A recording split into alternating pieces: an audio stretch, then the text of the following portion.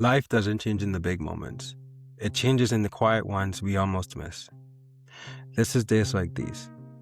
I'm J. Malik Asher, and I'm glad you're here. This is an 11-part series. Start anywhere, but it was built from episode 1 forward. If you're new here, start there. If not, welcome back. Let's go.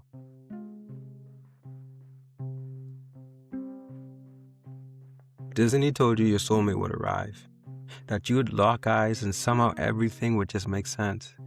Like the music would swell, birds would start singing out of nowhere, your trauma would dissolve, you'd never fight, and this person would just complete you. But reality didn't send you the one. Reality sent you options. It sent you a toxic one, a clingy one, an almost one that felt right but never stayed, a broke one with big dreams and no discipline, a fine one with childhood trauma they haven't unpacked, a spiritual one who talks about healing but avoids accountability. It sent you someone who felt right but moved wrong, someone who loved you but couldn't hold you, someone who almost chose you but didn't stay long enough to prove it. It sent you people who helped you grow but weren't meant to stay for the harvest. And now you're sitting here confused because what you were promised and what you experienced don't match. Welcome to adulthood. Somewhere along the way, we got sold this idea that there's one person out there for us. Just one. Like the universe printed a single copy and now it's our job to go find it. But life doesn't move like that. You don't meet the one. You meet someone who shows you parts of yourself. Some of them teach you how to love. Some of them teach you what you'll never tolerate again. Some of them feel like home until they don't. And if we're honest, you've probably met more than one person you could have built something real with. So maybe love was never about finding the one. Maybe it's about choosing one and continuing to choose them when it stops feeling magical. Because falling in love, that part is easy. That part doesn't ask much of you. It shows up, feels good, and convinces you that this is it. But staying in love, that's where things change. Because now it's not just about how you feel. It's about how you show up. And a lot of people don't want love. They want the feeling of love without the responsibility that comes with it. They want the butterflies, but not the conversations. They want the chemistry, but not the accountability. They want to be understood without ever having to explain themselves. And that's where the idea of the one starts to sound real attractive, because it removes the work. The one becomes this shortcut in your mind. It tells you, if I find the right person, this won't feel hard. No friction, no discomfort, no moments where you have to look at yourself and be honest about what needs to change. Just love in its easiest form. But that's not love, that's relief. That's you wanting someone to come in and quiet everything inside you that you haven't dealt with yet. That's you hoping they'll fix what you've been avoiding. And if we're being real, some of you aren't looking for a partner. You're looking for anesthesia with abs. And that idea didn't just come from nowhere. Let's ruin childhoods real fast. Cinderella was emotionally neglected.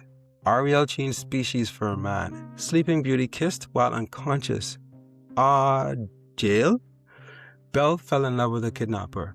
Stockholm Sweetheart Edition. Disney groomed us for delusion. Nobody showed you what love actually looks like when it's real. Nobody showed you the hard conversations, the rebuilding after trust breaks, the moment where you don't feel understood but you stay long enough to figure it out. Nobody showed you what it feels like to outgrow each other and then decide if you're willing to grow back together. But that's what love actually is.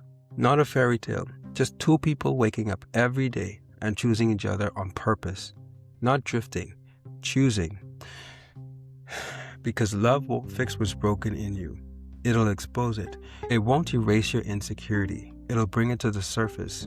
It won't heal your past. It'll remind you where it still hurts. And then it'll ask you a question most people aren't ready to answer. Are you still willing to deal with this, or keep pretending it's not there? Love is maintenance. It's showing up when it's inconvenient, communicating when it would be easier to shut down, taking accountability when your ego wants to defend itself. It's choosing someone, not just when it feels good, but when it requires something from you. Because the truth is, the butterflies fade, but commitment, that's a decision you keep making. Real love doesn't always feel intense. Sometimes it's quiet. Sometimes it's predictable.